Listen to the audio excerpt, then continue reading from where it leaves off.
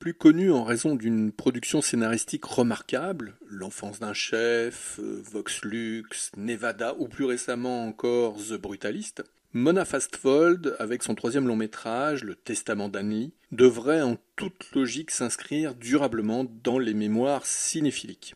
Sur un sujet étonnant, le portrait d'une femme qui prit au XVIIIe siècle la direction d'une communauté religieuse en prêchant des idées radicales tout en prônant le respect d'autrui et la bienveillance, la cinéaste d'origine norvégienne parvient à rendre tangible toute la métaphysique qui animait la foi et les pratiques religieuses des Shaking Quakers. Anne Lee, le personnage hors norme autour duquel se structure le film, des prises de vue au chapitrage du récit, possède dans sa trajectoire une puissance romanesque curieusement inexploitée par le cinéma jusque-là. Originaire de Manchester, en Angleterre, Anne Lee grandit dans une pauvreté qui l'éloigne de toute éducation classique. Analphabète mais habitée de convictions qu'elle sait transmettre, Anne Lee devient une adepte des Shaking Quakers, une secte issue du protestantisme. Le culte de ces adeptes se pratiquait avec des chants et des mouvements physiques conditionnés par un mysticisme appuyé et motivé par l'envie de se purger des péchés de l'esprit et du corps. Au regard du traitement chorégraphique réservé aux danses et aux chants, nul doute que Mona Fastvold a envisagé les rituels religieux des Shakers autant comme une confession que comme une expiation, voire, de manière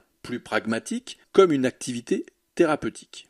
Intention qui rejoint la trajectoire d'Anne Lee, qui se serait mise à prêcher après la perte de ses 4 enfants en bas âge, en rejetant finalement ce qui, selon elle, était à l'origine de toutes ses souffrances, la pauvreté, le mariage et les pratiques sexuelles. Sur ce dernier point, Anne Lee justifiait la nécessité de l'abstinence sexuelle par la promesse d'une accession à un état de béatitude proche d'une sanctification.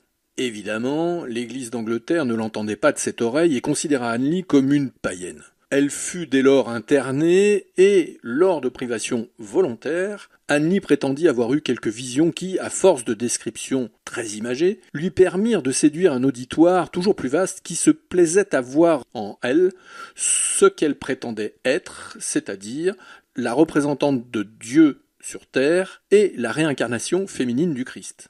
En désaccord avec l'Église, le groupe, réduit à quelques individualités, migra vers les États-Unis où ils s'installèrent durablement dans le comté d'Albany. Voilà pour le contexte. Quant aux qualités du film, on peut déjà noter que Mona Fastvold ne se laisse jamais gagner par un propos ambigu qui aurait pu tourner en dérision les rituels et les motivations d'Anne Lee et de ses comparses. Bien au contraire. Fastvold déclare avoir perçu en Anne Lee une soif de justice, de transcendance et la volonté de partager un état de grâce. La cinéaste fait donc de son personnage un être qui voit au-delà des apparences et qui tente de transmettre aux autres le réconfort qui émane de ses visions. Le personnage d'Anne Lee, dans le film, se construit et se développe à partir du désir de rupture avec une logique sociétale jugée contraire aux principes extatiques adoptés par la prêtresse. Ce qui transparaît du personnage, c'est la volonté de changer le monde, littéralement.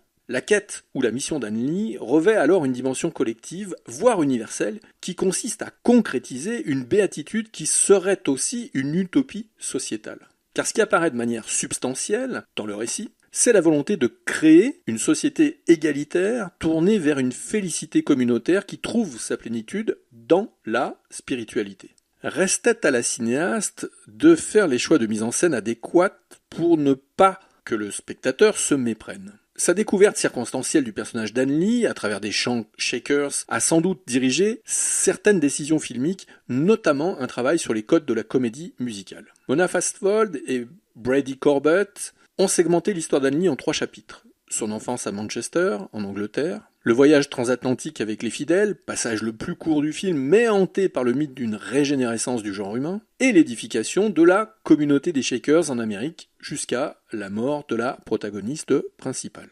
À cette structure narrative s'ajoutent des scènes musicales chantées et dansées qui, elles aussi, agencent le récit. Mais ces passages musicaux traduisent également l'élan mystique d'Anne Lee et des fidèles. Traditionnellement, dans les comédies musicales, les parties musicales offrent des respirations aux spectateurs, mais elles sont aussi la manifestation d'aspirations personnelles ou de l'espoir, même mesuré, qui habite les protagonistes. Ici, dans le Testament d'Anne-Lee, les pièces chantées et dansées sont chorégraphiées comme des ballets pour restituer l'idée de communion qu'une caméra immersive, presque investie de l'idée de s'inscrire dans un mouvement organique, est chargée de retranscrire. Parfois proche de la transe, les mouvements et la musicalité des chants s'appliquent à souligner combien les adeptes tentaient de se libérer d'une matérialité terrestre pour que leur âme, délestée de la lourdeur du quotidien, puisse atteindre un état de communion avec Dieu. Par ailleurs, attachés à une certaine picturalité, les séquences et les différents plans du film répondent à une dynamique précise qui harmonise les pensées des personnages avec leurs actes. En termes d'homogénéisation, le découpage du film est exemplaire. Au-delà d'une esthétique qui donne sa cohérence au chapitrage évoqué plus tôt, le montage des scènes assure une fluidité du récit qui s'apparente au développement d'une théorie mathématique. Le début du film est à ce titre remarquable et mériterait à lui seul une étude approfondie. Le passage de l'enfance d'Anne-Lee à l'âge adulte, en passant par l'adolescence, se matérialise de manière presque imperceptible. Les scènes qui se suivent contextualisent un état, puis, associés à un âge précis, se développent pour se poursuivre et trouver leur conclusion dans l'âge suivant. Le changement d'état et le temps qui passe se déroulent dans la collure, qui unit un plan au suivant. Là encore, les choix de mise en scène sont raccords avec les intentions initiales dans la mesure où cela répond plus à la nécessité de marquer l'évolution spirituelle d'Anne-Lee que d'observer les effets produits par un apprentissage lié à l'acquisition d'un savoir rationnel. En définitive, sans limiter les qualités du film à ces quelques pistes de lecture, il n'est pas interdit d'établir un lien direct entre la manière dont Anne-Lee concevait la pratique de sa foi et la manière dont Mona Fastvold a pensé son film. Le Testament d'Anne-Lee est à envisager comme un objet filmique où les récits complexes sont à chercher et à décrypter autant dans ce que les images montrent que dans ce que les images suggèrent et invitent à penser. Le Testament d'Anne-Lee, comme les chants ou les danses des Shakers, est autant un acte abstrait de transmission qu'un geste concret qui trouve son accomplissement dans l'expérience partagée de la salle de cinéma.